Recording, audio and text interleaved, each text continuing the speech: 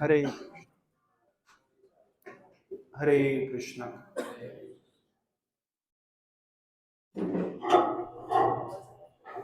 सभी लोग हाथ जोड़िएगा, मेरे साथ साथ बोलिए। ओम अज्ञानतिमिरान्धस्य ज्ञानाञ्जनशलाकया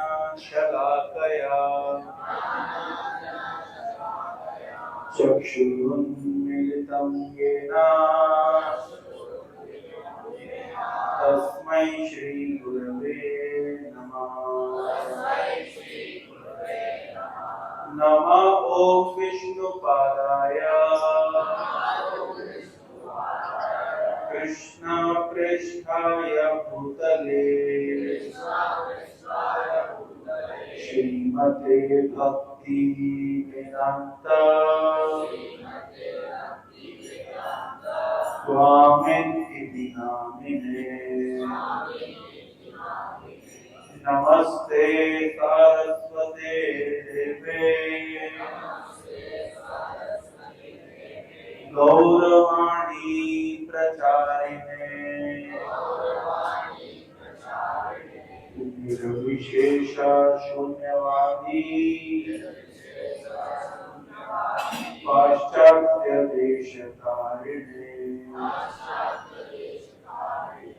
जय श्री कृष्ण चैतन्य प्रभु नित्यानंद श्री अद्वैत गदाधर श्रीवासादि गौर भक्त वृंद। हरे कृष्णा कृष्णा कृष्णा कृष्णा हरे हरे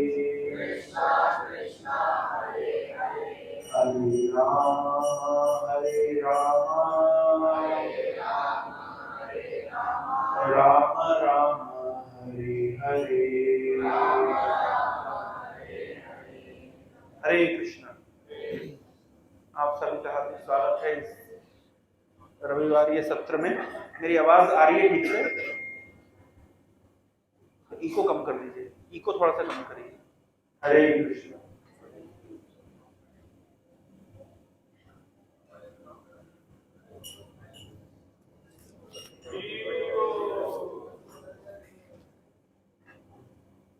रिकॉर्डिंग हो रहा है? हरे कृष्ण। तो आज हम रामायण से रामचरितमानस से प्रसंग सुनेंगे। आप लोग देख पा रहे हैं स्क्रीन पे? सब लोग देख पा रहे हैं? तो ये प्रसंग भगवान श्री राम जब अयोध्या से वन की ओर जा रहे थे, तब गंगा नदी पार करने के पश्चात भगवान राम वाल्मीकि जी से भेंट करते हैं। किससे भेंट करते हैं? वाल्मीकि जी से। और वाल्मीकि जी से प्रश्न पूछते हैं कि अब मुझे कहाँ रहना चाहिए, किस स्थान पर मुझे निवास करना चाहिए। और वाल्मीकि जी क्या बताते हैं? वाल्मीकि जी बताते हैं कि आपको चित्रकूट नामक स्थान पर निवास करना चाहिए। आप में से कितने लोग गए हैं चित्रकूट? बहुत सारे लोग नहीं गए। तो चित्रकूट से कुछ दूरी पर है वाल्मीकि जी का आश्रम, जहां पर भगवान रामचंद्र वाल्मीकि जी से भेंट करते हैं। तो इस प्रसंग को हम रामचरितमानस से सुनेंगे, कैसे भगवान श्री राम वाल्मीकि जी के आश्रम में जाते हैं और वाल्मीकि जी उनका स्वागत करते हैं। भगवान श्री राम किस प्रकार वाल्मीकि जी से प्रश्न पूछते हैं और वाल्मीकि जी उनके प्रश्नों का उत्तर देते हैं। इस प्रसंग को हम सुनेंगे, मैं पढ़ूंगा, आप मेरे पीछे पीछे दोहराइएगा। सुचि सुंदर आश्रमो निरखि हर्षे राजीवने सुनि रघुबर आगमनु मुनि आगे आऊले। तो सुचि सुंदर आश्रमो निरखी हर्षे राजीवने। राजीव नयन कौन है? भगवान श्री राम का नाम है राजीव नयन, क्योंकि उनके जो नेत्र हैं वो कमल के समान है। तो वाल्मीकि जी के आश्रम को देख करके बहुत ही प्रसन्न होते हैं, बहुत ही हर्षित हो जाते हैं। और जैसे ही वाल्मीकि जी सुनते हैं, मुनिवर सुनते हैं कि भगवान रामचंद्र आए हैं, तो आगे आकर के उनका स्वागत करते हैं। मुनि कहु राम दंडवत कीन्हा आशीर्वाद विप्रवर दीन्हा। देखी राम छवि नयन जुड़ाने करि सन्मानु आश्रम ही आने। भगवान रामचंद्र ने मुनि को दंडवत किया और मुनिवर ने रामचंद्र जी को आशीर्वाद दिया। और मुनि वाल्मीकि जी रामचंद्र को देखते ही रह गए, उनकी सुंदरता इतनी अधिक है, देखते ही रह गए और सम्मान करके भगवान रामचंद्र को आश्रम के अंदर लेकर के आते हैं। मुनिवर अतिथि प्राण प्रिय पाए कंद मूल फल मधुर मगाए। सिए सौमित्री राम फल खाए तब मुनि आश्रम दिए सुहाए। वाल्मीकि जी ने प्राण प्रिय अतिथि को प्राप्त किया, है ना। कभी कभी कैसे होता है, अतिथि आ जाता है, अतिथि तुम कब जाओगे, है ना। लेकिन मुनिवर ने कैसे अतिथि प्राप्त किए? प्राण प्रिय अतिथि प्राप्त किए। और उनकी सेवा में क्या मंगाया? घर में अतिथि आते क्या मंगाते हैं? पड़ोस की मिठाई की दुकान से समोसा कचौड़ी मंगाते हैं ना। लेकिन भगवान राम तो समोसे से कचौड़ी नहीं खाने वाले हैं, क्योंकि उन्होंने प्रण लिया है कि 14 वर्ष तक केवल कंदमूल खाएंगे। तो इसलिए वाल्मीकि जी ने कंदमूल फल मंगाए। और सिया यानी सीता माता, सौमित्री मतलब सुमित्रा के पुत्र लक्ष्मण और भगवान राम ने सब मिलकर के उन फलों का स्वादन किया। और तब मुनि वाल्मीकि जी ने भगवान राम, सीता और लक्ष्मण को ठहरने के लिए सुंदर स्थान प्रदान किया। वाल्मीकि मन आनंद भारी मंगल मूर्ति नयन निहारी। तब कर कमल जोरी रघुराई बोले बचन श्रवण सुखदाई। तो वाल्मीकि जी के मन में भारी आनंद हो रहा है और मंगल मूर्ति भगवान श्री राम को अपने नेत्रों से दर्शन कर रहे हैं। तब भगवान राम ने अपने हाथों को जोड़ा और बहुत मधुर वचन से उन्होंने वाल्मीकि जी को कहा। क्या कहा? तुम त्रिकाल दर्शी मुनिनाथा विश्व बदर जिमी तुमरे हाथा। अस कही प्रभु सब कथा बखानी जेहि जेहि भांति दीन बनुरानी।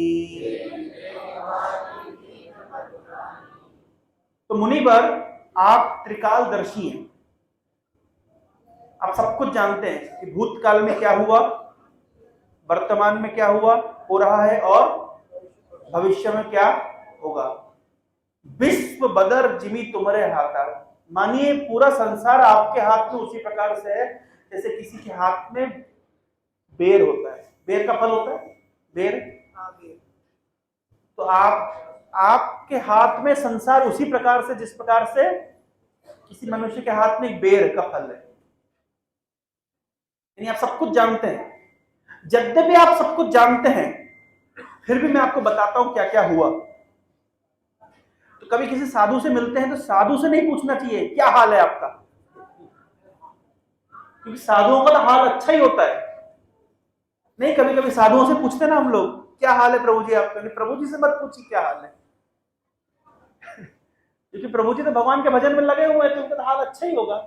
प्रभु जी से उनके प्रभु जी पूछेंगे, समझ रहे हैं। मतलब जूनियर सीनियर से नहीं पूछ सकता क्या हाल है, सब ठीक है, चैंटिंग हो गई, लेकिन सीनियर जूनियर से पूछ सकता है। तो यद्यपि भगवान राम ने कहा कि हे मुनि श्रेष्ठ, आप सब कुछ जानते हैं, मुनि श्रेष्ठ को ये नहीं बताया कि आप मुनि जी आपका क्या हाल है, या वन में अच्छी से कट रही है आपकी, नहीं नहीं, अपनी अपनी स्थिति को उनके सामने बखान किया कि किस प्रकार से माता कैकेयी ने हमें वन में भेज दिया।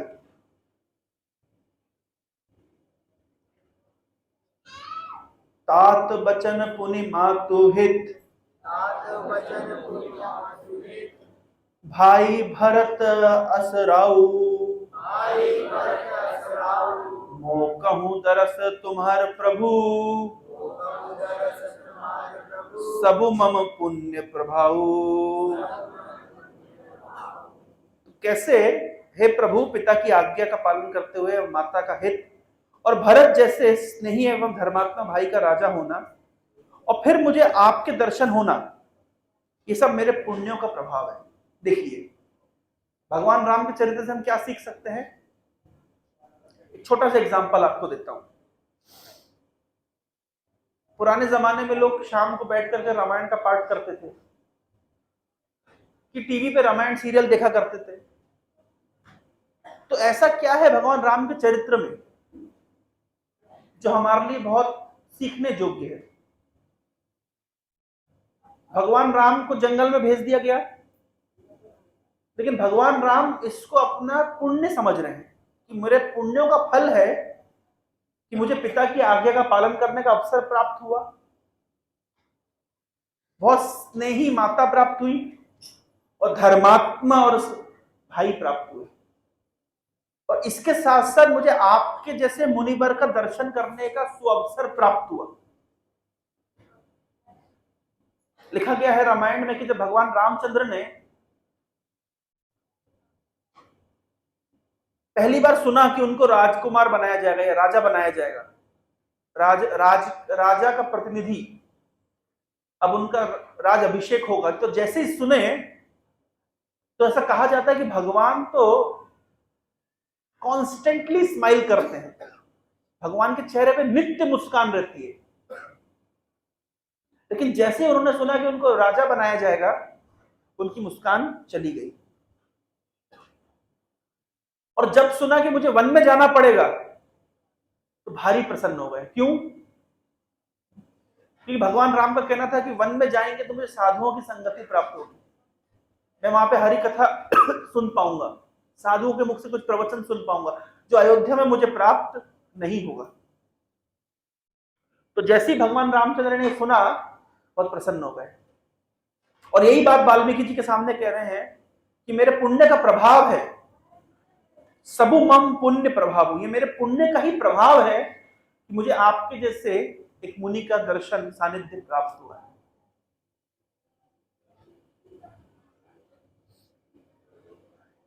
जैसे हम लोग मुगलों का इतिहास सुनते हैं, जैसे मान लीजिए अकबर,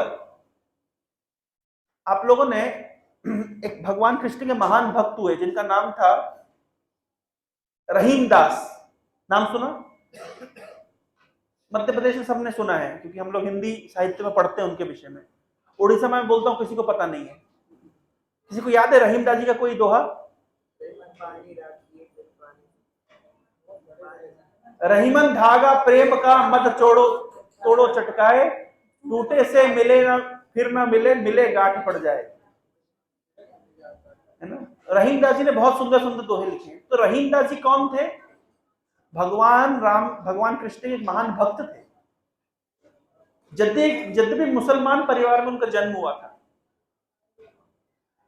रहीमदास जी के विषय में वर्णन आता है कि जब ये दान किया करते थे तो जैसे जैसे दान करने के लिए अपने हाथों को ऊपर उठाते थे वैसे वैसे अपने आंखों को नीचे झुका लेते थे।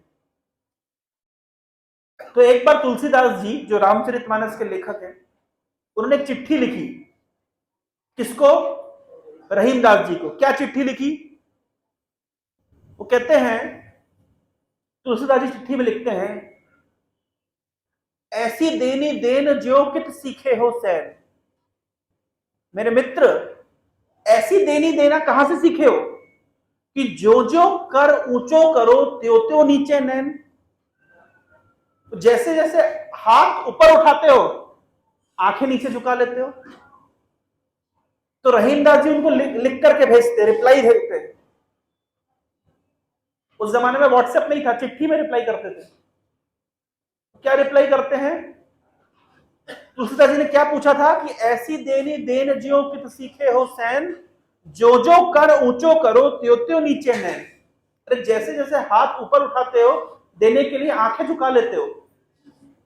तो रहीमदास जी लिख करके भेजते हैं। रहीमदास जी कहते हैं, देनहार कोई और है भेजत जो दिन रैन। अरे देने वाला तो कोई और है जो सुबह शाम भेज रहा है। लोग भरम हम पर करें तासो नीचे नैन। अरे लोग भ्रमित ना हो जाए कि देने वाले हम हैं, इसमें आंखें नीचे झुका लेते हैं। ये रहीमदास जी का इतिहास आप सुनेंगे तो आश्चर्यचकित रह जाएंगे। अकबर के पिता का नाम क्या था? अकबर के पिता का नाम हुमायूं। हुमायूं की मृत्यु के पश्चात अकबर को किसने पाल पोस के बड़ा किया था? देखिए आप लोगों ने जोधा अकबर। हुमायूं की मृत्यु के पश्चात हुमायूं की मृत्यु के पश्चात अकबर को पाल पोस के बड़ा किया था बहरम खान ने। और अकबर को जो युद्ध कला की ट्रेनिंग दी थी बहरम खान ने, उस बहरम खान ने कई शादियां करी थी, जिसमें से उसने एक हिंदू कन्या से भी शादी करी थी।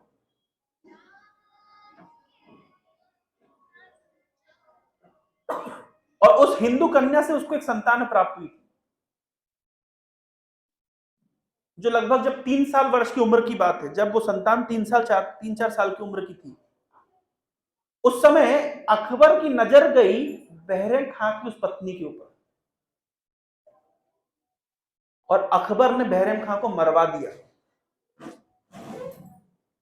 और उस पत्नी को रख लिया। उस पत्नी का पुत्र थे ये रहीमदास। यानी रहीमदास जी अकबर के एडॉप्टेड चाइल्ड, इसको समझ सकते हैं। अकबर की देखरेख में पालन पोषण हुआ इनका। और अकबर के दरबार में नवरत्नों में से एक थे रहीमदास जी।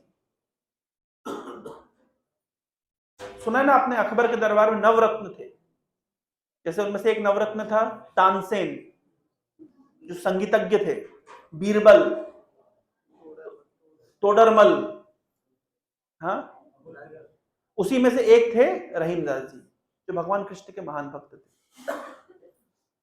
तो रहीमदास जी की पत्नी का कैसे अपहरण किया था अकबर ने, सुन के आश्चर्य होता है ना। हम लिखते अकबर दी ग्रेट। अकबर का पुत्र कौन हुआ? जहांगीर। जहांगीर का पुत्र शाहजहां। शाहजहां ने सत्ता को प्राप्त करने के लिए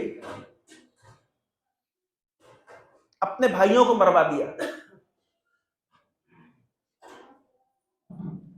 फिर शाहजहां का पुत्र कौन हुआ? औरंगजेब। उसने सत्ता को प्राप्त करने के लिए अपने भाइयों को मरवा दिया। और मरवा क्या दिया? एक दिन पिताजी को गिफ्ट भेजा, पार्सल, अमेज़न पे, फ्लिपकार्ट पे। तो शाहजहां को लगा कि अरे मेरे बेटे ने मुझे याद किया, मेरे लिए तोहफा भेजा है। और खोल करके देखा तो क्या था? दारा शिकोह का सर। तो एक ये परंपरा चली आ रही है कि सत्ता को प्राप्त करने के लिए भाई भाई को मरवा दिया जाता था, और एक ये सत्ता चली आ रही है, ये परंपरा चली आ रही है कि भाई राजा बन गया, भगवान रामचंद्र जंगल में चले गए और बोले ये मेरे पुण्यों का प्रभाव है कि आज मैं जंगल में। इसलिए इस चरित्र को सुनना चाहिए। ये चरित्र सुनने योग्य क्यों है? इसलिए है। आइए आगे बढ़ते हैं। देख ही पाए मुनि राय तुम्हारे, भय सुकृत सब सुफल हमारे। अब जह रऊ आयसु होई, मुनि उद्वेग न पावे कोई। तो देख ही पाए मुनि राय तुम्हारे, भय सुकृत सब सुफल हमारे। हे वाल्मीकि जी, आपके चरणों का दर्शन करने से आज हमारे सारे सुकृतों का फल हमें प्राप्त हुआ है, सारे पुण्यों का हमें फल प्राप्त हुआ है। अब आप ये बताइए कि अब इस वन में हमें कहां रहना चाहिए? आप आज्ञा दीजिए कि जहां पे और कोई उद्वेग ना हो, कोई असुरों का, राक्षसों को उद्वेग ना हो, ऐसा कोई स्थान हमें बताइए।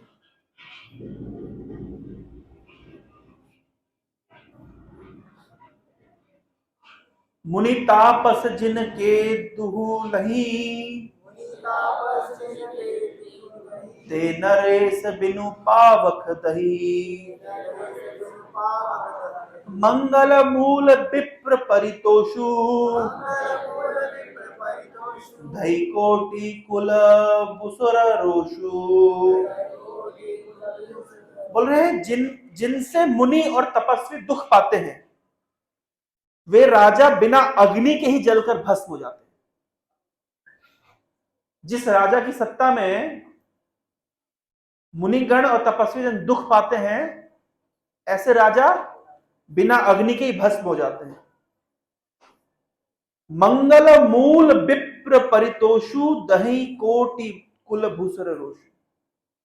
अगर किसी के कार्यकलापों से ब्राह्मण संतुष्ट होते हैं तो उनका मंगल होता है।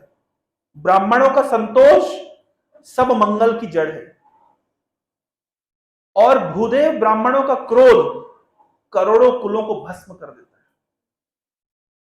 अगर कोई व्यक्ति वैष्णव के चरणों में अपराध करता है, ब्राह्मण के चरणों में अपराध करता है, यहां ब्राह्मण की बात हो रही है, जातिगत ब्राह्मण की बात नहीं हो रही है, जो कर्म से ब्राह्मण है, जो गुणों से ब्राह्मण है, ऐसे ब्राह्मण के चरणों में कोई अपराध करता है तो उसका पूरा कुल नष्ट हो जाता है। कौन बोल रहे हैं? भगवान राम बोल रहे हैं। असजिया जानी कहु सोई ठाऊ, सिया सौमित्र सहित जहां जाऊं। तहाँ रची रुचिर परन तृणशाला, बासु करऊ कछु काल कृपाला। असजिया जानी कहा सो उठाऊं, मैं कहां रहूं बताइए, तो स्थान बताइए मुझे कहां पे रहना चाहिए। सिया सौमित्र सही जहां जाऊं, वह स्थान बतलाइए जहां मैं लक्ष्मण और सीता सहित जाऊं, और वहां सुंदर पत्तों और घास की कुटी बना करके तहा रची रुचिर परण तृणमाला, तृणशाला, तृण की और पत्तों की मैं शाला बना करके निवास करूं। बासु कराऊं कछु काल कृपाला, हे कृपाला कुछ समय में वहां पे निवास करना चाहता हूं। तो प्रश्न क्या है? प्रश्न क्या पूछ रहे हैं? हरे कृष्णा। माता जी लोग पीछे आप लोग ध्यान से सुनिए, बातचीत नहीं। क्या प्रश्न पूछ रहे हैं भगवान राम वाल्मीकि जी से? क्या प्रश्न पूछ रहे हैं? क्या पूछ रहे हैं प्रश्न? क्या पूछ रहे हैं माता जी पीछे? क्या प्रसंग चल रहा है जी? क्या प्रसंग चल रहा है?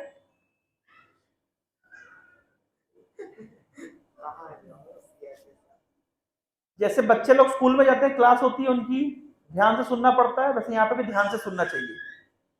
हम यहाँ पे आए हैं कुछ सीखने के लिए।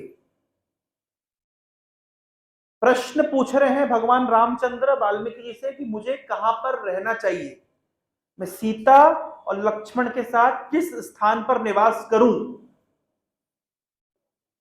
वहां पे पत्तों से और तृण से मैं एक सुंदर सी शाला बना करके कुछ समय निवास करना चाहता हूं, वो स्थान बतलाइए। क्या प्रश्न है कि मुझे कहां रहना चाहिए, वो स्थान बताइए। तो वाल्मीकि जी इसका बहुत सुंदर उत्तर देते हैं, ध्यान से सुनिए। सहज सरल सुनि रघुबर बानी, साधु साधु बोले मुनि ज्ञानी, कस न कहू अस रघुकुल केतु, तुम पालक संतत श्रुति से तू। तो सहज सरल सुनी रघुबर वाणी, भगवान रामचंद्र की सहज सुंदर वाणी सुनी, साधु साधु बोले मुनि ज्ञानी। वाल्मीकि जी बोले धन्य धन्य है रघुकुल के ध्वजा स्वरूप। आप ऐसा क्यों ना कहेंगे, आप सदैव वेद की मर्यादा का रक्षण करते हैं, आपकी वाणी से अमृत झलक रहा है। आपने जो पीछे बताया, क्या क्या बताया था, इसके पीछे क्या बोला था भगवान राम ने? उसके पहले क्या बोला था? ये बोलने से पहले कि मैं सीता और लक्ष्मण से कहां निवास करूं, उससे पहले भी कुछ बोला था। क्या बोला था? हाँ, कि ब्राह्मणों की संतुष्टि से ही मंगल होता है और उनके रुष्ट होने से अमंगल होता है। और क्या बोला था? कि मेरे पुण्यों का ही प्रभाव है कि आज मुझे आपके चरणों का दर्शन हुआ, पिता की आज्ञा पालन करने का अवसर प्राप्त हुआ, स्नेह करने वाली माता प्राप्त हुई, धर्मात्मा भाई प्राप्त हुई। ये मेरे पुण्यों का फल है। और उसके भी ऊपर आज मैं आपके दर्शन कर रहा हूं इस वन में। तो ये सब बातें भगवान रामचंद्र ने बोली। तब वाल्मीकि जी कह रहे अरे आप ऐसा क्यों नहीं बोलेंगे, धन्य है आप, आपका तो अवतरण हुआ ही है वेद की मर्यादा रक्षा करने के लिए। आप तो मर्यादा शिरोमणि हैं, रघुकुल के ध्वजा स्वरूप है, आपसे यही एक्सपेक्टेड है। जैसे मान लीजिए अगर कोई बच्चा, छोटा बच्चा गाली दे रहा है तो उसको कैसे बोलते हैं? घर में यही सिखाया है? सीधे बात कहां पे जाती है? घर पे। घर पे यही सीख के आए हो। तो जब भगवान रामचंद्र इस प्रकार की बात बोल रहे तो वाल्मीकि जी क्या बोल रहे हैं? आप अपने कुल के ध्वजा स्वरूप हैं, अपने कुल का झंडा आपने ऊपर कर दिया इस प्रकार की बात बोलकर। तो आपके जो आचरण है ये आपके कुल का नाम रोशन कर रहा है। धन्य धन्य, साधु साधु।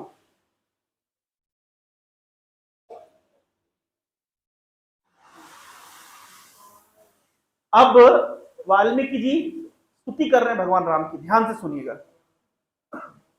श्रुति से तू पालक राम, तुम जगदीश माया जानकी,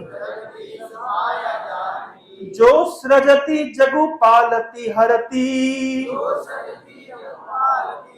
रुख पाई कृपा निधान की, जो सहस शिशु अहिसु महिधरु, लखनऊ सचराचर धनी, सुर काज धरी नर राज तनु, चले दलन खल निसचरियनी। श्रुति सेतु पालक राम तुम्ह, जगदीश माया जानकी। भगवान, आप वेद की मर्यादा के रक्षक हैं, आप जगदीश्वर हैं, और जानकी साक्षात माया देवी है। जो सृजति जगु पालती हरती रुख पई कृपा निधान है। ये जगत की सृष्टि, पालन और संहार सब आपकी इच्छा से होता है। और ये जो आपके बाजू में खड़े हुए हैं, ये कौन है? सहस शीशु अहिसु मही धरु।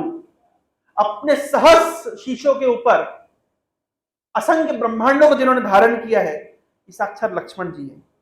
और आपका अवतरण क्यों हुआ है? सुर काज धरी नर राज तनु। देवताओं के कार्य के लिए आपने मनुष्य देह को धारण किया है। और आप वन में क्यों विचरण कर रहे हैं? निशाचरों का, असुरों का वध करने के लिए। राम स्वरूप तुम्हार बचन, अगोचर बुद्धि पर, अविगत अकथ अपार नेति, नेति नित निगम कह। हे राम, आपका स्वरूप वाणी के अगोचर है, बुद्धि से परे है, अव्यक्त है, अकथनीय है, अपार है। वेद निरंतर उसका नेति नेति के करके वर्णन करते हैं। यहां पे समझने की बात है। कोई समझा इस सिद्धांत को? कोई समझा? भगवान रामचंद्र वाल्मीकि जी के सामने खड़े हुए हैं,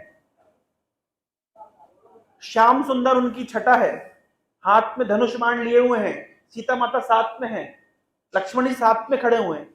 लेकिन वाल्मीकि जी क्या बोल रहे हैं? आप वाणी के अगोचर हैं, बुद्धि से परे हैं, अव्यक्त हैं, अकथनीय है और अपार है। और वेद आपकी व्याख्या कैसे करते हैं? नेति नेति। सुना ये नेति नेति? समझ आ रहा है? ये दर्शन समझ आ रहा है? फिलॉसफी प्रभु जी नहीं समझ आया? प्रभुपाद जी की बुक्स पढ़ रहे हैं? अगर आप लोग प्रभुपाद जी के ग्रंथों का अध्ययन करेंगे, इसको समझ पाएंगे।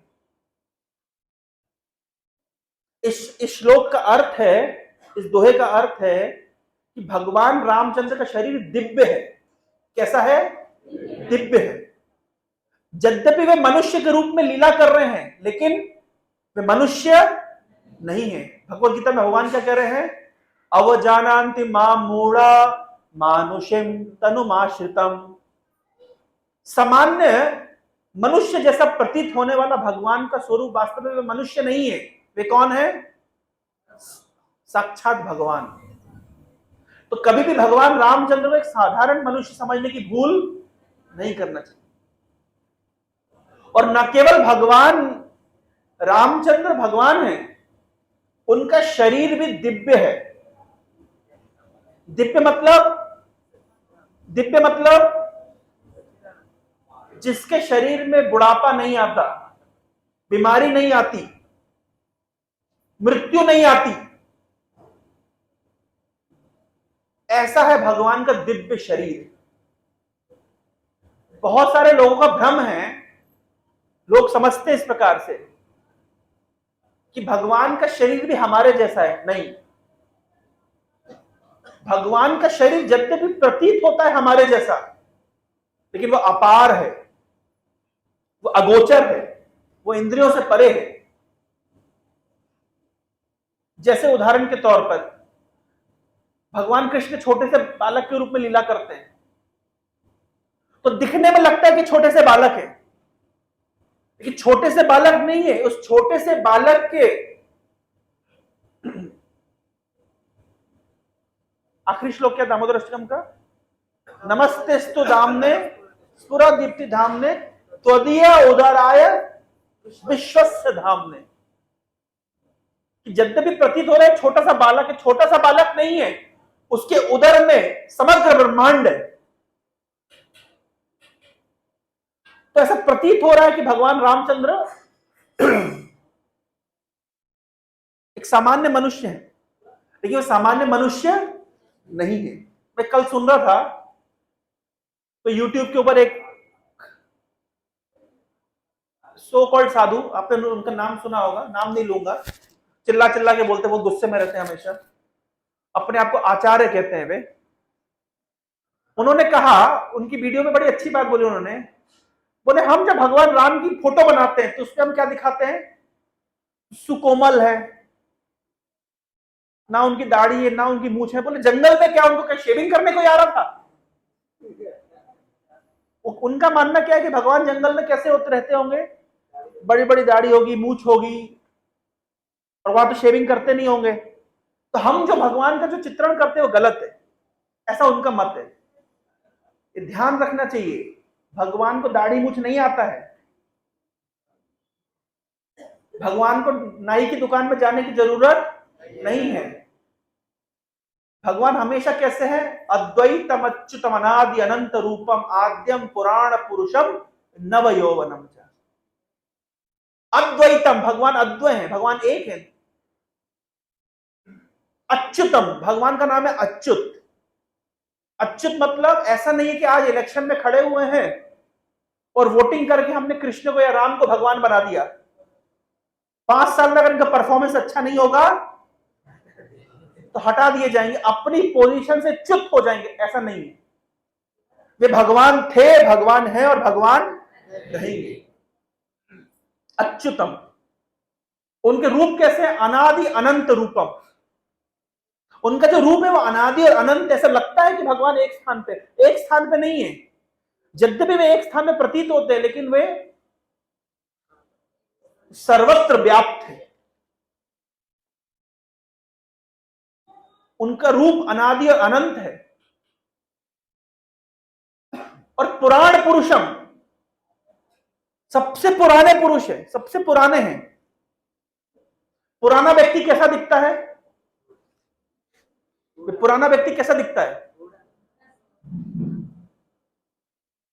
दाढ़ी आ जानी चाहिए, बाल सफेद हो जाने चाहिए, शरीर झुक जाना चाहिए।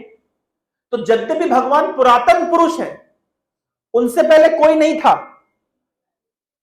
जब कुछ नहीं था तो वे थे, और जब कुछ नहीं रहेगा तो वो रहेंगे। लेकिन फिर भी पुरातन होने पर भी वे कैसे हैं? नव यौवनम च। प्रभु पानी नहीं चाहिए, हरि बोल, डिस्टर्ब मत करो। ब्रह्म संहिता। पुरातन व्यक्ति है, पुरातन पुरुष है, और नव यौवनम च, हमेशा नव युवक की तरह हो। और भगवान पुरुष है, मतलब मनुष्य एक व्यक्ति है, कोई शक्ति नहीं है, वे शक्तिमान व्यक्ति हैं। लोगों से आप पूछिए कि भगवान के विषय में आपकी क्या धारणा है, वो क्या बोलते हैं? हाँ कुछ है, कोई शक्ति है। नहीं, वे शक्ति नहीं है, वे शक्तिमान व्यक्ति हैं। वे विभिन्न प्रकार की शक्तियों को नियंत्रित करते, परंतु वे शक्तिमान हैं, एक व्यक्ति हैं। उनका एक सुंदर रूप है। लोग कहते हैं ईश्वर निराकार है। ईश्वर निराकार नहीं है, ईश्वर का जो आकार है वो दिव्य है। जब सारे भौतिक आकारों को हम नेति नेति कर देते हैं, एक बहुत सुंदर श्लोक है, देखना चाहेंगे? समय है आप लोगों के पास?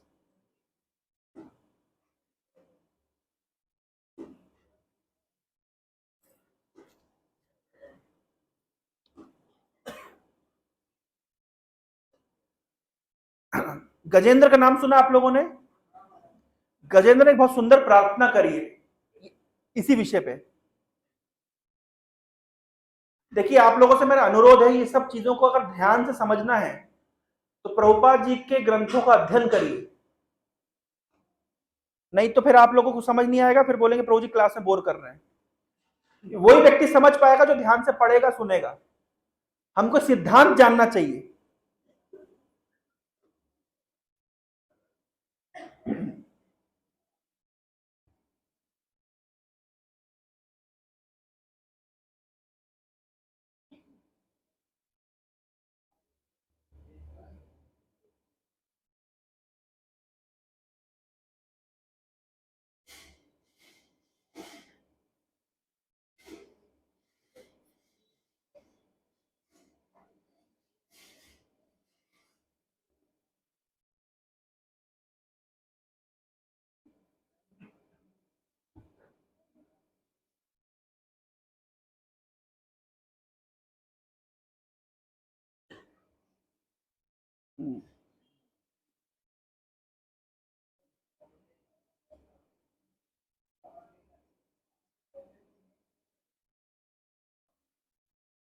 यहाँ पे एक श्लोक है, सवै न देवा सुरा मर, एक मिनट, इंग्लिश में पढ़े संस्कृत में? मेरे को इंग्लिश ज्यादा कंफर्टेबल है, ठीक है मैं पढ़ता हूँ, आप समझ पाएंगे, मेरे साथ से बोलिएगा। सवै न देवा सुरा मर्त्य तिर्यान, न स्त्री न षंडो न पुमान न जंतु, नायम गुणा कर्म न सन्न चासां, निषेध शेषो जयतार शेषा।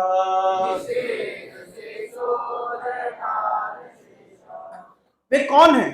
भगवान कौन है? क्या देवता है? बोले नहीं, देवता नहीं है।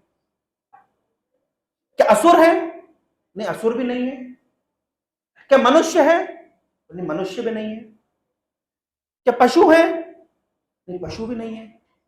क्या पक्षी है? पक्षी भी नहीं है। क्या स्त्री है? नहीं, स्त्री भी नहीं है। क्या पुरुष है?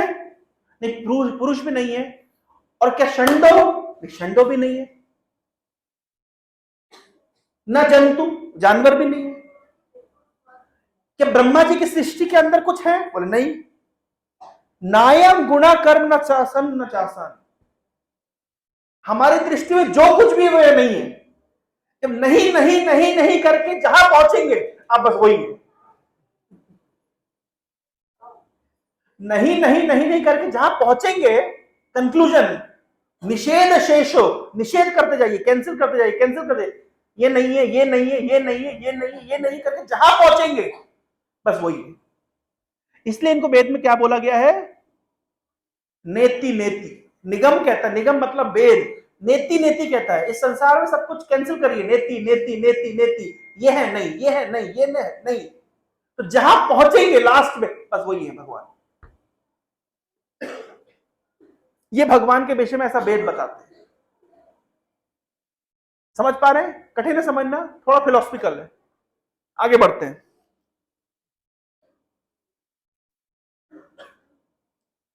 जगु पे खन तुम हो देख निहारे, विधि हरि शंभु न चाव निहारे, तेऊ न जानही मर्म तुम्हारा, और तुम ही को जान निहारा। जगु पेखन तुम देख निहारे। अच्छा, एक बात का, प्रश्न का जवाब दीजिए। मंदिर में आते हैं, हम भगवान का दर्शन करते हैं कि भगवान हमारा दर्शन करते हैं? कितने लोग कहते हैं कि हम भगवान का दर्शन करते हैं? कितने लोग कहते हैं भगवान हमारा दर्शन करते हैं? कितने लोग कंफ्यूज्ड हैं? वाल्मीकि जी कह रहे हैं कि जगु पेखन तुम देख निहारे, ये जगत दृश्य है, देखने वाले आप हैं। ये मत समझिए हम सब बैठ कर राधा मदन मोहन को देख रहे हैं। सही क्या है? राधा मदन मोहन बैठ करके देख रहे कौन कौन क्लास में आया है, और ये भी देख रहे कौन कौन ध्यान से सुन रहा है। हम कौन होते भगवान को देखने वाले? हमारी क्या स्थिति है? हम भगवान को देखने के योग्य? अरे भगवान छोड़िए, अपनी आंखों के सामने पलक को नहीं देख पाते, हम क्या भगवान को देखेंगे? वास्तव में भगवान हमको देखते हैं। ये जगत दृश्य है और देखने वाले भगवान है। जगु पेखन तुम देख निहारे, हे राम ये जगत दृश्य है और आप उसको देखने वाले हैं। विधि हरि शंभु न चाव तुम्हारे, कि ब्रह्मा विष्णु शिव जी आपके इशारों पर नाचते हैं। भक्ति ठाकुर ने गीत लिखा है, कौन सा गीत है? तुम्ही सर्वेश्वर ईश्वर ब्रजेंद्र कुमार, इच्छाए विश्व सृजन संहार। Next line. तब इच्छा मते ब्रह्मा करे न सृजन, तब इच्छा ते विष्णु करे न पालन। भगवान आपकी इच्छा से ब्रह्मा सृष्टि करते हैं, विष्णु पालन करते हैं और शिव जी संहार करते हैं, और आपकी इच्छा से माया देवी इस संसार रूपी कारागार को बनाती है। आपके इशारे पे ये सब नाचते हैं। कौन बोल रहे हैं? वाल्मीकि जी बोल रहे हैं। इसको पढ़ना पड़ेगा, अगर पढ़ेंगे नहीं तो याद नहीं रहेगा। इसको बारंबार होमवर्क है आप लोगों का, पढ़ के पढ़िएगा। और त्यों न जान ही मर्म तुम्हारा, कोई आपके मर्म को समझ नहीं पाता, आप क्या लीला करते कोई समझ नहीं पाता। सती माता ने पूछा भगवान शिव से, आप किसका ध्यान करते हैं? बोले मैं अपने आराध्य भगवान श्री राम का ध्यान करता हूं। बोले अच्छा, मैं भी उनका दर्शन करना चाहती हूँ। बोले हाँ जाओ जाओ, उनकी लीला चल रही है, अभी मरते लोक में पृथ्वी की उनकी लीला चल रही, जाके दर्शन करके आओ। बोले अच्छा। तो गई सती माता, और लीला क्या चल रही थी कि भगवान रामचंद्र सीता माता के बिछोह में विलाप कर रहे हैं। पेड़ों से पूछ रहे, पहाड़ों से पूछ रहे, नदियों से पूछ रहे, पशुओं से पूछ रहे, पक्षियों से पूछ रहे, धरती से पूछ रहे, आकाश से पूछ रहे, रो रहे, विभल हो रहे, हे सीते हे सीते। तो सती माता कंफ्यूज, ये क्या, हमारे पति इनका ध्यान करते हैं? एक साधारण मनुष्य जो अपनी पत्नी के पीछे में इतना रो रहा है। तो सती माता को क्या लगा कि साधारण मनुष्य है, भगवान लीला विलासी है। ऐसी लीला में फंसाया सती माता को। सती माता ने सोचा ठीक है मैं जाके परीक्षा लूंगी। तो सती ने सीता का रूप बनाया और कुछ दूर जाके खड़ी हो गई, और भगवान विलाप करते हुए रहे, हे सीते हे सीते। और जैसी सती के पास में आकर के, माता प्रणाम, अकेले आए हैं, शिव जी नहीं आए साथ में? अब तो सती माता समझ गई, तुरंत वहां से भागी और जा करके शिव जी ने पूछा कर ली दर्शन? बोला हाँ दर्शन, बड़े अच्छे दर्शन हुए। तो कोई बातचीत नहीं, कोई बातचीत नहीं, दूर से दर्शन करके आ गए। पर शिव जी तो अंतर्यामी है, शिव जी तो जानते हैं कि दर्शन भी हुए और भारी मिस्टेक भी करके आई है। और शिव जी तभी समझ गए थे कि सती को इसका प्रायश्चित करना पड़ेगा। ये रामचरितमानस की भूमिका में लिखा गया है कि इसके बाद में जो घटना हुई कि सती को अपना शरीर त्यागना पड़ा, और उसके बाद में वे पार्वती के रूप में शिव जी के साथ संगनी के रूप में थी, उसका मुख्य कारण यही है कि उन्होंने भगवान राम की परीक्षा लेने का प्रयास किया। तो कोई भगवान के मन को समझ नहीं पाता, भगवान क्या लीला करते हैं। सती माता नहीं समझ, साक्षात माया देवी नहीं समझ पाई। एक बार भगवान ने ऐसी एक लीला करी, आप सब जानते समुद्र मंथन हुआ, भगवान ने मोहिनी मूर्ति का रूप लिया, तो मोहिनी मूर्ति की लीला हो गई, सब कुछ हो गया, अमृत बट गया। शिव जी को खबर पहुंची कि भगवान ने ऐसे मोहिनी मूर्ति का रूप बनाया था।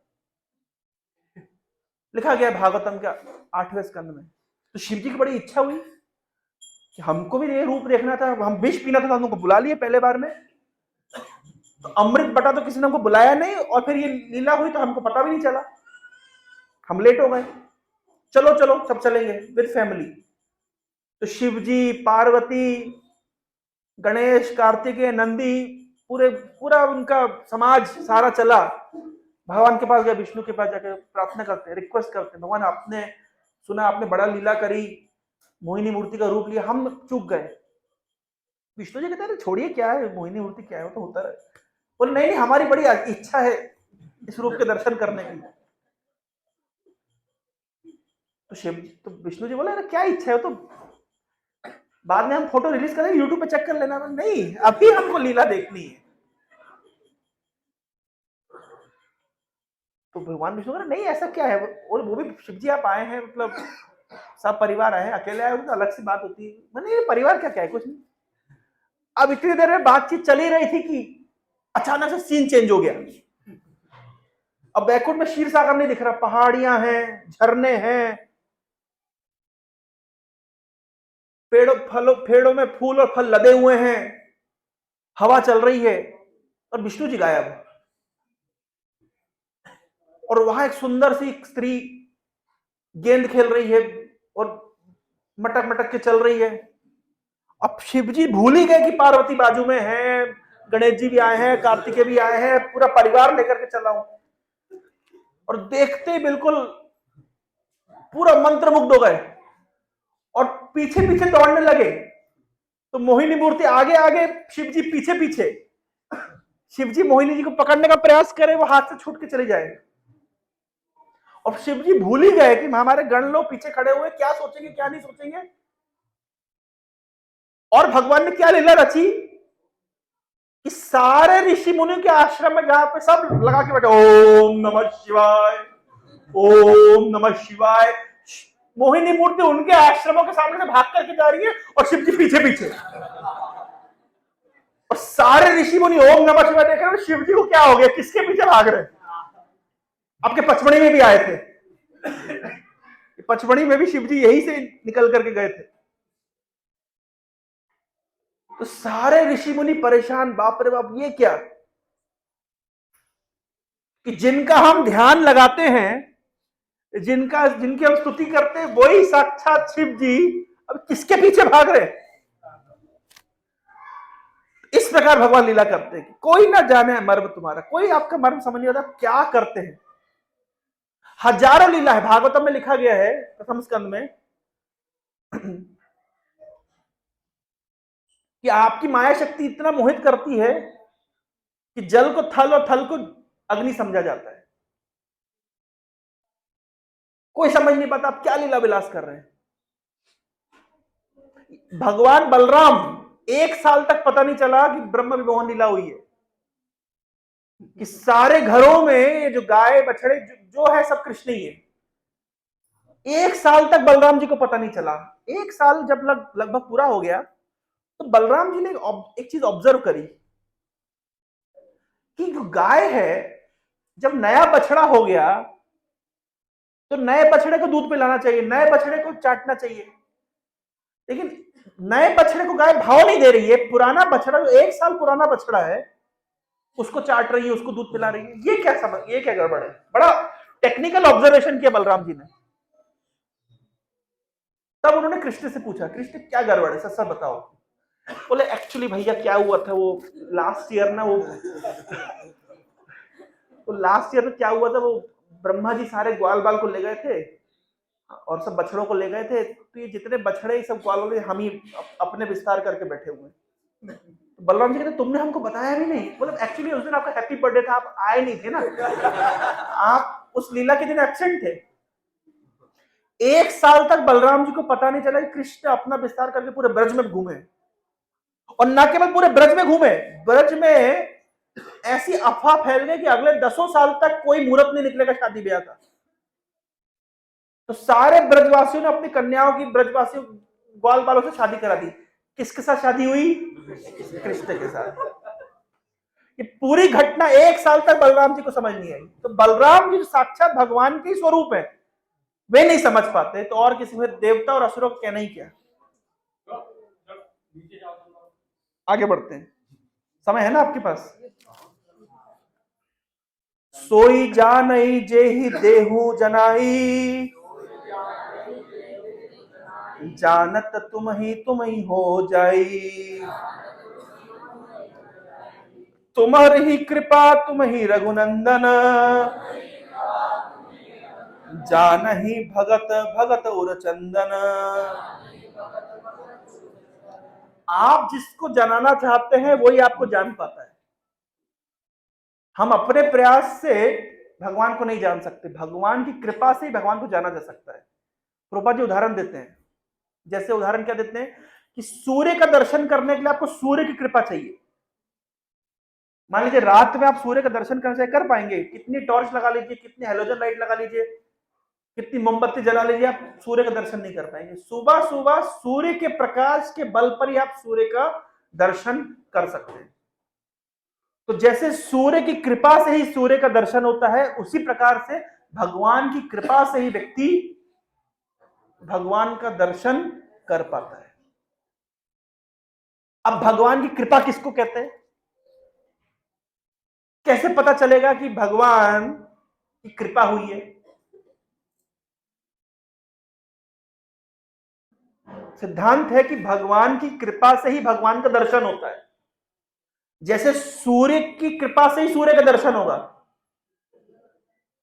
सूर्य की कृपा नहीं है अगर आपके ऊपर, सूर्य की रोशनी के बिना आप सूर्य का दर्शन भी नहीं कर पाएंगे। तो भगवान की कृपा के बिना भगवान का दर्शन नहीं होता। अब प्रश्न है कि भगवान की कृपा किसको कहते हैं?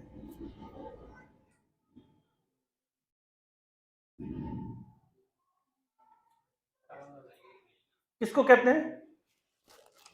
ये किताब किसने लिखी है? यहां लिखा है कृष्ण कृपा श्री मूर्ति, एसी भक्ति वेदांत स्वामी प्रभुपाद। गुरु को कहते हैं कृष्ण कृपा। भगवान की, जैसे मान लीजिए हम मिट्टी से मूर्ति बनाते हैं, अगर मान लीजिए भगवान की कृपा रूपी मिट्टी से मूर्ति बनाया जाए तो क्या बनेगा? गुरु। समझ पा रहे सिद्धांत? कठिन हो रहा है? जैसे मिट्टी से अगर मूर्ति बनाते हैं, मेटल से मूर्ति बनाते हैं, लकड़ी से मूर्ति बनाते हैं, पीओपी से मूर्ति बनाते हैं, अगर कृष्ण की कृपा से मूर्ति बनाई जाए तो क्या बनेंगे? तो गुरु कौन है? कृष्ण की कृपा की साक्षात मूर्ति। तो कृपा से ही भगवान का दर्शन होता है, मतलब गुरु के ही आशीर्वाद से, गुरु के ही सानिध्य से, गुरु के प्रदत्त ज्ञान से भगवान का दर्शन प्राप्त होता है। कौन बोल रहे हैं? वाल्मीकि जी। किसके सामने बोल रहे हैं? चिदानंदमय देह तुम्हारी, विगत विकार जान अधिकारी, नर तनु धरहु संत सुर काजा, कहु करहु जस प्राकृत राजा। चिदानंदमय देह तुम्हारी, आपका शरीर चिदानंदमय है, सच्चिदानंदमय है, दिव्य है।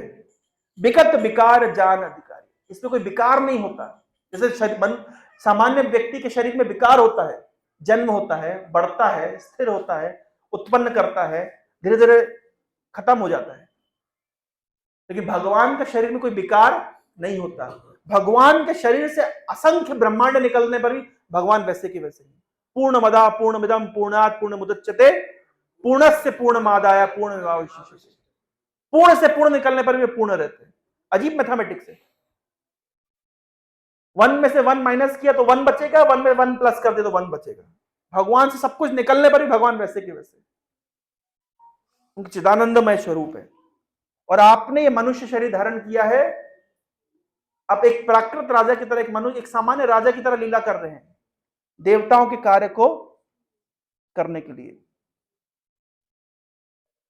राम देखी सुनी चरित तुम्हारे, जड़ मोही बुद्धि होई सुखारे, तुम जो कहू करहु सबु साचा, जस काछिया तस चही नाचा। हे राम, आपके चरित्र को देख और सुनकर मूर्ख लोग तो मोह को प्राप्त होते हैं और ज्ञानी जन सुखी होते हैं। सामान्य जन आपको सामान्य व्यक्ति समझता है, लेकिन ज्ञानी जन आपके वास्तविक स्वरूप को जानते हैं।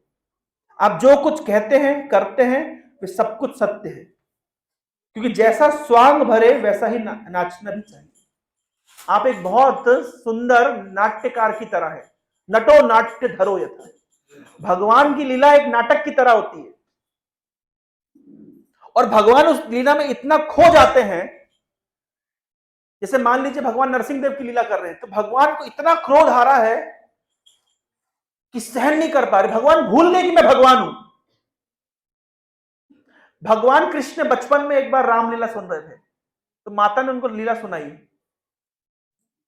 कि रावण ने सीता का हरण कर लिया। और जैसे ही छोटे से भगवान कृष्ण लीला सुनी, तुरंत आवेश में आ गए, हे सीते, हे सीते।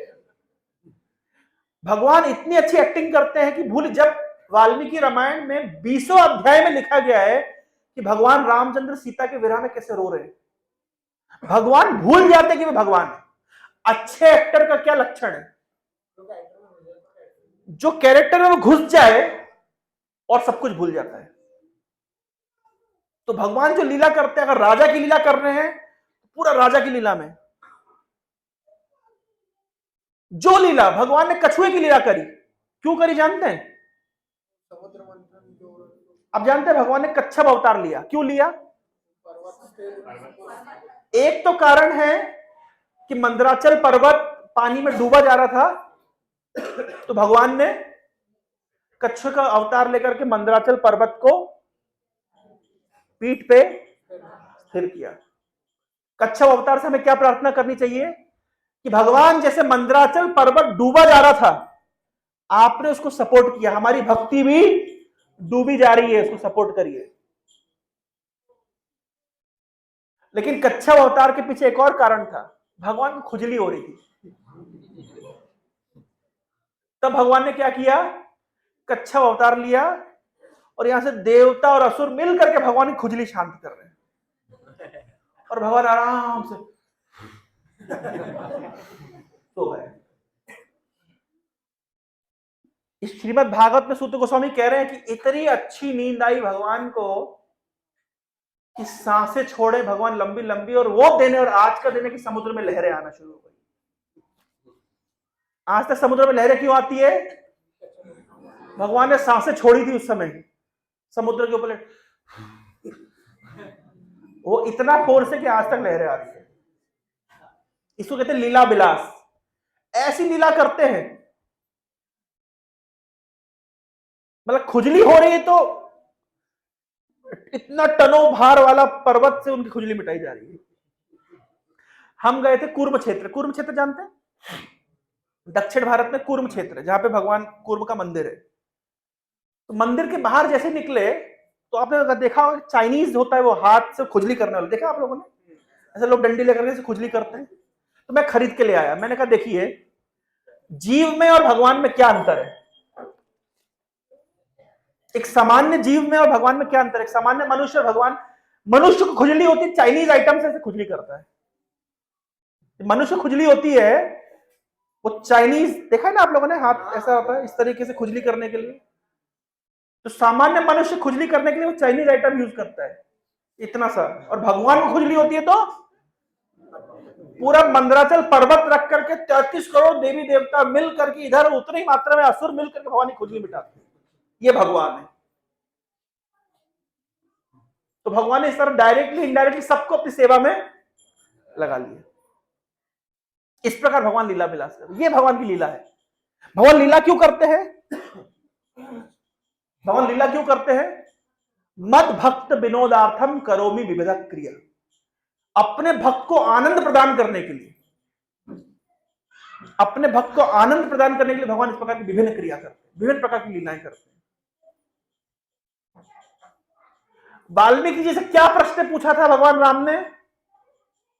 कहां मैं जाऊं, मैं कहां जाऊं, मैं कहां रुकूं, कहां रहूं, उसका उत्तर अब दे रहे हैं। पूछ ही मोही की रहूं कहा, मैं पूछत सकुचाऊं, जहां ना हो तहां देहू को कही, तुम ही दिखावे ठाऊं। वाल्मीकि जी बोल रहे हैं कि आपने मुझसे प्रश्न पूछा मैं कहां रहूं, मैं आपसे पूछता हूं कि आप कहां नहीं रहते हैं, ये बताइए पहले। काउंटर क्वेश्चन, क्या क्वेश्चन? आप कहां नहीं रहते? एक बार एक व्यक्ति ने प्रश्न पूछा कि ये दिए में जो आग जल रही है कहां से आई? तो उस बंदे ने दिए की आग बुझा दी। बोले तुम पहले बताओ कहां गई? जहां गई वहीं से आई थी। तो भगवान राम क्या पूछ रहे वाल्मीकि जी से? मैं कहां रहूं? तो वाल्मीकि जी क्या उत्तर दे रहे हैं? आप कहां नहीं है पहले ये बताइए, फिर तो मैं बताऊं कहां रहूं, फिर मैं आपको स्थान दिखाऊंगा। लेकिन अब जो प्रसंग आ रहा है अगले 5 मिनट हम सुनेंगे, इसको ध्यान से सुनिएगा। वाल्मीकि जी बता रहे भगवान आप कहां रहिए, कहां रहना चाहिए आपको, सुनिए ध्यान से। सुनी मुनि बचन प्रेम रस साने, सकुचि राम मन महु मुस्काने, वाल्मीकि हंसी कही बोरी, बानी मधुर अमिय रस बोरी। सुनहु राम अब कहूँ निकेता, जहां बसहु सिय लखन समेता। जिनके श्रवण समुद्र समाना, कथा तुम्हारी सुभग सरिनाना। सुनहु राम अब कहूँ निकेता। राम अब सुनिए, अब आपको बताता हूं कहां रहिए। किसके साथ रहिए? सिया और लक्ष्मण के साथ में आप निवास करिए। मैं आपको स्थान बता रहा हूं, ध्यान से सुनिए। तो पहला स्थान बता रहे हैं, जिनके श्रवण समुद्र समाना। अरे जिनके कान समुद्र के समान है। समुद्र की विशेषता क्या है?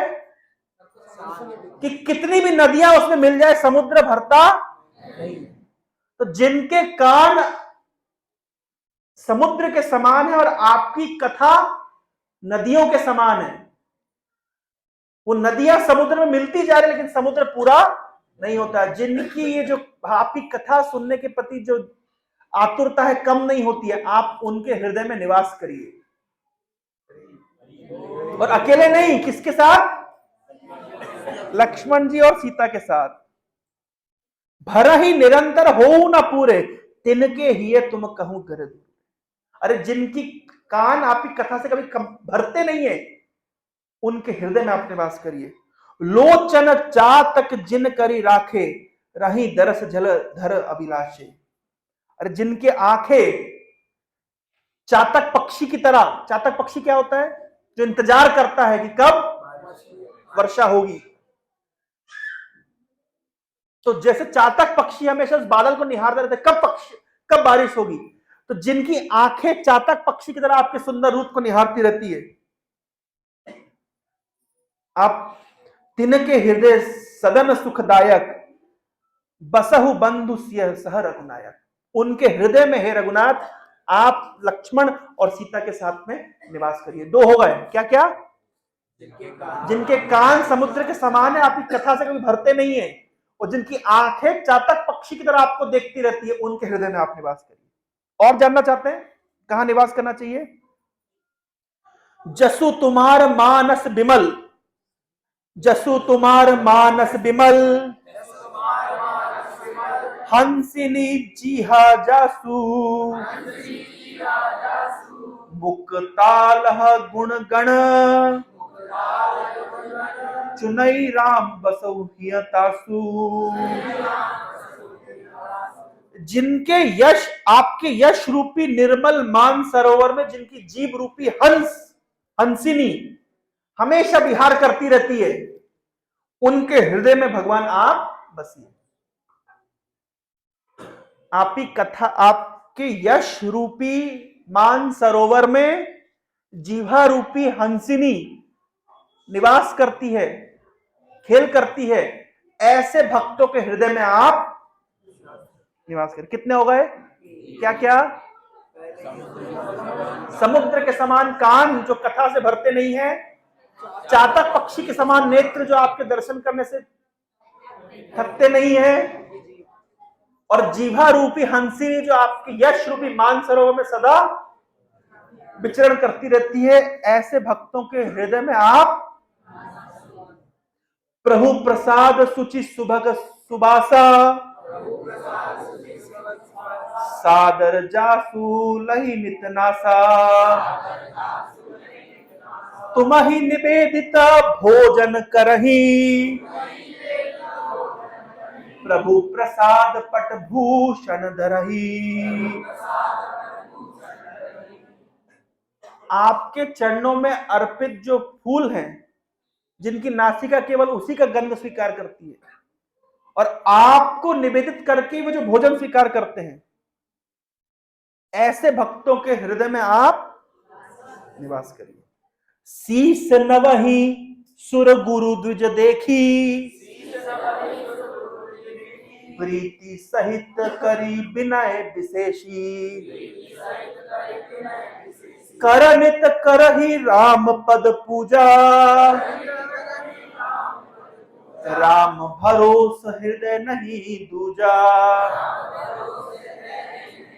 जिनके मस्तक देवता, गुरु और ब्राह्मण को देख करके बड़ी विनम्रता के साथ और प्रेम सहित झुक जाते हैं, जिनके हाथ नित्य श्री रामचंद्र जी आपके चरणों की पूजा करते हैं, और जिनके हृदय में केवल आपके प्रति भरोसा है और कोई भरोसा और किसी के प्रति उसकी आसक्ति नहीं है, ऐसे भक्त के हृदय में आप निवास करिए।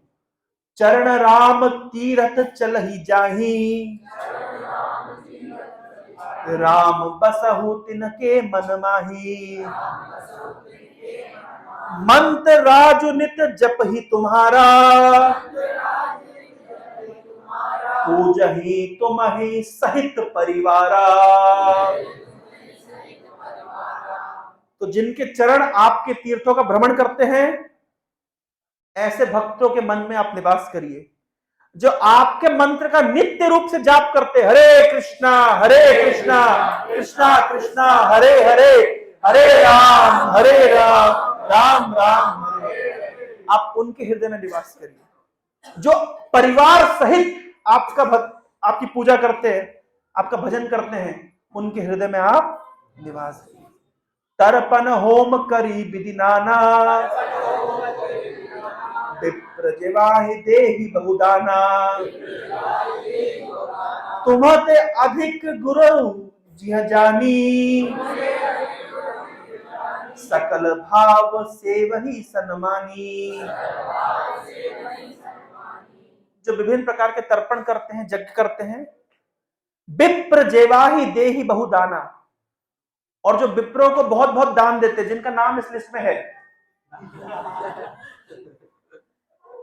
उनके हृदय में आप, तो भगवान किनके हृदय में निवास करते हैं?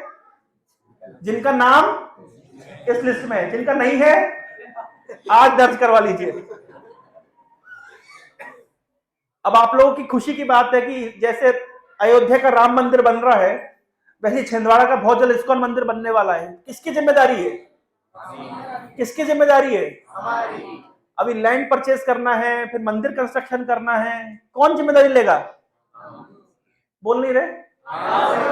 तो ये भी अपने आप समझ जाना चाहिए कि जो यहाँ पे लिखा नहीं, बस समझ जाना चाहिए कि जो छिंदवाड़ा में इस्कॉन मंदिर बनाने में योगदान देगा, हे भगवान रामचंद्र, हे भगवान मदन मोहन, आप उनके हृदय में निवास करेंगे।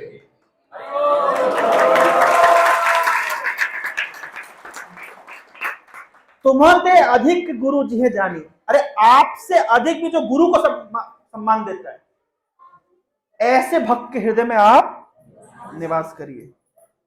सबु करी मांगहि एक फलू, राम चरण रति हो। तिनके मन मंदिर बसहु, सिया रघुनंदन दो। सब कुछ करने के बाद में क्या मांगते हैं? कि भगवान आपके चरण में हमारी रति हो, और कुछ नहीं मांगते। ऐसे भक्तों के मन मंदिर में आप सीता के साथ में निवास करिए। काम को मद मान न मोहा, लोभ न क्षोभ न राग न द्रोहा। जिनके कपट दम्भ नहीं माया, तिनके हृदय बसहु रघुराया। सबके प्रिय सबके हितकारी, दुख सुख सरिस प्रशंसागारी। कहीं सत्य प्रिय बचन विचारी, जागत सोवत शरण तुम्हारी। तुम्हि छाड़ी गति दूसरहि नाही, राम बसहु तिनके मन माही। जननी सम जानहि पर नारी, धनु पराव विषते विष भारी। जे हर शही पर संपत्ति देखी, दुखित हो पर विपत्ति विशेषी, जिनहि राम तुम्हारा प्राण प्यारे, तिनके मन शुभ सदन तुम्हारे। स्वामी सखा पितु मातु गुरु, जिनके सब तुम तार, मन मंदिर तिनके बसहु, सिया सहित दो भ्रात। अवगुण तजी सबके गुण गही, विप्र धेनु हित संकट सही। नीति निपुण जिन कई जगली का, हर तुम्हार तिन कर मनुनी का। गुण तुम्हार समुझोई निज दोषा, जेहि सब भात ही तुम्हार भरोसा। राम भगत प्रिय लगही जेहि, तेहि उर बसहु सहित विदेही। जाति पातु धनु धर्म बड़ाई, प्रिय परिवार सदन सुखदाई। सब तजी तुम्हि रही उरलाई, तेहि के हृदय रहु रघुराई। सरगु नरकु अपबर्गु समाना, जहाँ तहाँ देख धरे धनुबाना। करम बचन मन राउर चेरा, राम करहु तेहि क्यों न डेरा। जेहि ना चाहिए कभू कछु, तुम्ह सन सहज सनेहु। बसहु निरंतर तासु मन, सोराउर निज गेहू। ए विधि मुनिबर भवन दिखाए, बचन सब प्रेम राम मन भाए। कहा मुनि सुनहु भानुकुल नायक,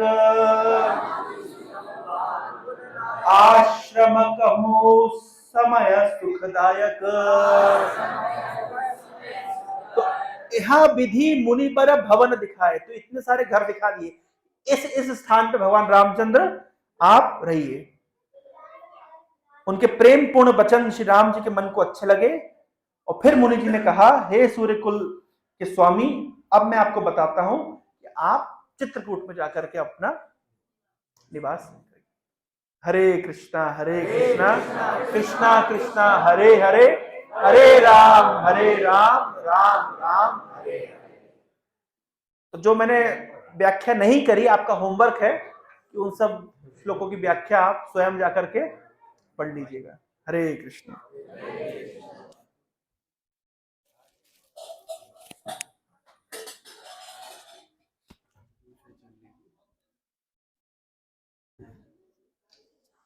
ज्यादा कुछ तो बोलेंगे नहीं। हरे कृष्णा। भगवान श्री रामचंद्र की जय। तो बहुत मंत्र मुग्ध होकर आप लोग प्रभु की मुख से सुंदर कथा सुन रहे थे। लग रहा है कि और बोलते जाएं और हम सुनते जाएं। इसको जाने की इच्छा हो रहा है यहाँ से। तो हम कुछ दिन से वही भागवत में भी हम ही पढ़ रहे थे कि भक्तों की संग करने की महत्ता,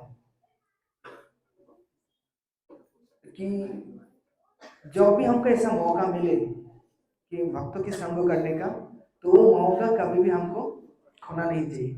आज आप लोग यहाँ पर नहीं आते थे तो इतना सुंदर कथा कभी सुन पाते थे?